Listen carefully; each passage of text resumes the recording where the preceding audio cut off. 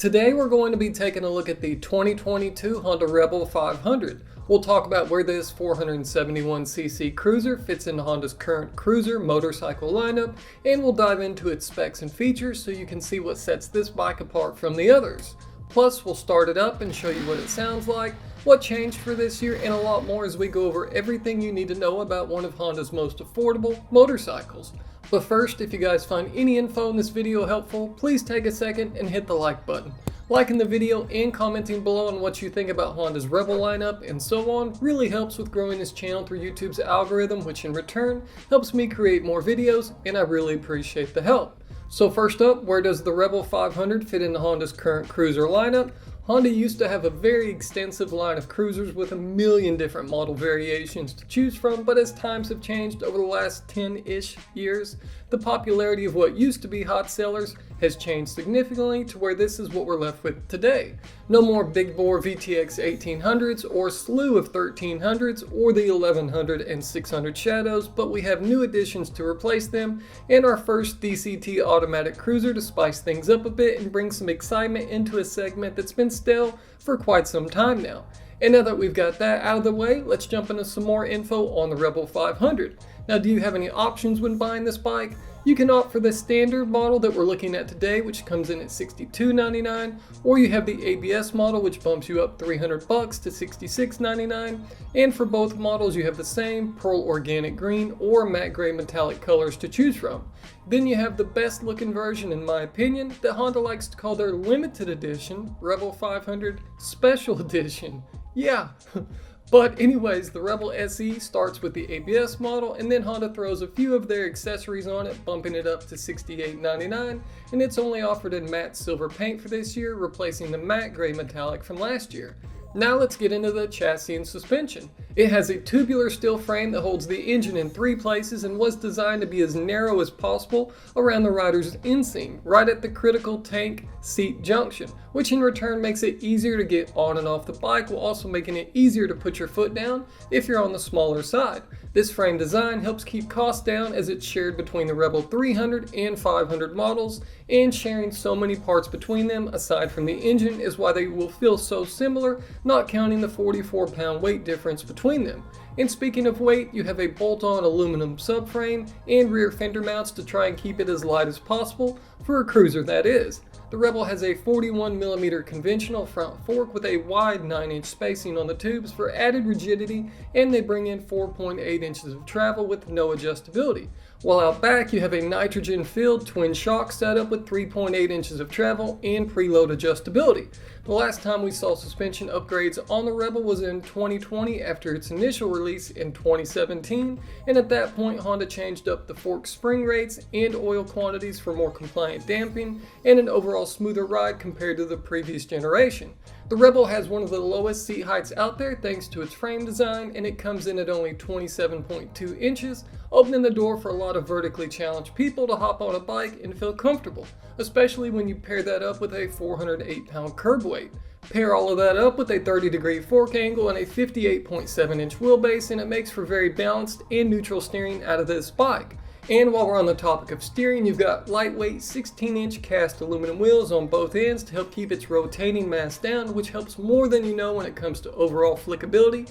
And to help drive home that bobber styling, you've got a wide 130/90 tire up front with a 150/90 in the rear. And helping you slow down those wheels are disc brakes, and up front you have a single 2-piston caliper on a 296mm rotor, while out back we have a smaller 240mm rotor and a single piston caliper. And now let's head over to the engine and drivetrain. This bike's bread and butter and what helps it punch above its weight class. It has a 471cc, yup, Honda rounded their numbers up like most of us guys do. But anyways, a 471cc liquid-cooled 20-degree dual overhead cam 8-valve parallel twin-cylinder engine that pumps out right at 46 horsepower at 8,500 RPM and 31 pound-feet of torque at 6,000 RPM. Now some of you may be thinking, that's it? That's when you have to keep in mind there's more to it than just horsepower and torque numbers. A bike's power to weight ratio is key, and that's where this bike delivers, as it brings in more horsepower per pound than any other cruiser that Honda makes except for the Rebel 1100. So long story short, this bike is quicker than a lot of people give it credit for. The engine was originally developed back in 2013 for the CBR 500R, CB500F, and CB500X Trio, and Honda spared no expense in the development of this package. You have crankshaft pins that are phased at 180 degrees and a primary couple balancer that sits behind the cylinders close to the bike's center of gravity, while the primary and balancer gears use scissor gears to help reduce noise. Its crankcases use centrifugally cast, thin-walled sleeves with an internal design that reduces the losses that can occur with a 180-degree firing order. Plus, its cylinder head uses roller rocker arms, and you have a shim-type valve setup that allows for them to be as light as possible for a lower valve spring load and reduced friction. And in an effort to reduce friction even more, you also have a silent SV cam chain that's had its surface of its pins treated with vanadium to reduce friction through its increased protection against dust. And we could geek out even more on this engine, but I'll save those of you that don't want to hear about all that stuff. And for those of you that do enjoy the nitty-gritty details like that, check out HondaProKevin.com. And helping you put this bike's power to the ground is a buttery smooth 6-speed transmission that's helping turn a 520 chain with 15 and 45-2 sprockets. You also have an assist slipper clutch that helps reduce the clutch pull by 30% and helps keep the bike under control during deceleration. And speaking of that chain, a lot of people want to see Honda go shaft drive like most of their cruisers from the past, but what do you guys think? Would you rather have the ease of shaft drive or the possibility of being able to fine-tune your gearing so easily? Let me know what you guys think down below. And thanks to Honda striving to build the most economical engines possible, this setup won't break the bank to maintain, as you can see here from the maintenance schedule in the owner's manual. Now let's bounce around the bike and touch on a few different things. Storage. Do you have any? Nope. So if you need to carry something, you're out of luck unless you check out the accessory options from Honda for different saddlebags and a rear carrier, or you could go aftermarket, which opens up a few more options, and I'll have some linked below as well. That leads me to the next thing. Does Honda actually back the Rebel 500 with any accessories? Well, you've got a few things like we just mentioned when it comes to storage, and like we talked about earlier that come on the SE version, and a couple other things ranging from a 12-volt accessory socket, which should be standard, to little visors for your meter, as they call it, or some would call it, a mini windshield. Most importantly though, for those of you that may want to take somebody on long rides with you, you have a passenger seat that mounts up to the steel rear fender, pegs, and a backrest available too. The rear seat and pegs come standard in many corners of the world, but American Honda has opted to go for a cleaner look and offers it up as an accessory instead. Now how about electronics and overall technology? Well, considering the type of bike and price point, you don't get a lot, but unlike some bikes priced higher than the Rebel, you have LED lighting all the way around, which really gives you what would normally be a boring turn signal, a more elegant and overall premium look. Plus, I think Honda knocked it out of the park with this new headlight design they brought over in 2020. You also have this classically shaped LCD gauge setup that displays your gear position indicator, fuel consumption, speedometer, odometer, and all of that fun stuff. I do wish it was a little larger and more in line with the Rebel 1100's display, but what do you guys think? Now how about fuel capacity? It's not the largest in the world at only 2.95 gallons, including a 0.6 gallon reserve, but with Honda's 67 mile per gallon rating, it means you'll be able to click off right around 190 miles before you're pushing it. Now let's start it up and show you guys what she sounds like in stock form, and then we'll come back for a few more things.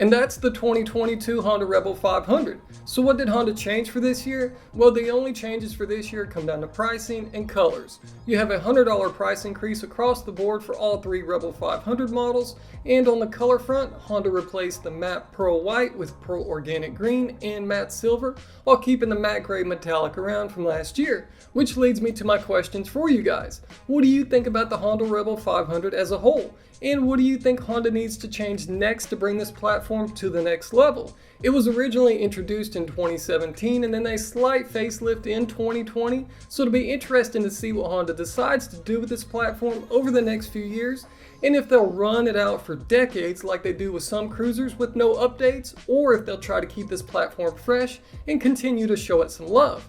All in all, there's not a lot to say that's negative about this bike if you're looking for a small and lightweight cruiser styled motorcycle that won't break the bank and something that's easily customizable too.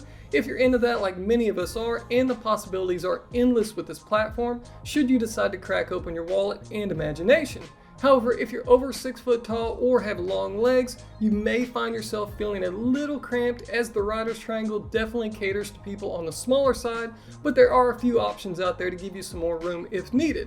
I'd like to see cruise control among a few other small creature comfort tweaks, but I do like the fact that they haven't overcomplicated it with tons of different riding modes and so on. But let me know what you guys think down in the comments section, and then I'll be joining in on the conversation too. Now, I could ramble on for another 20 minutes about this bike and its nitty-gritty details, but that's a wrap for this one. If you'd like to learn more about it, check out HondaProKevin.com. Thanks again for watching and supporting all of this. I really appreciate it, guys, and we'll see you in the next one. But first, I want to take a quick second and say thank you to Southern Honda Powersports for opening their doors to me and allowing me to come pick through their inventory for these videos. They are a massive Honda Powersports dealer here in Chattanooga, Tennessee, with tons of inventory from new Hondas to used Harleys and everything in between that they sell to people from all over the USA. So check out the link in the description below and head over to their website to see if they can save you some money on your next toy.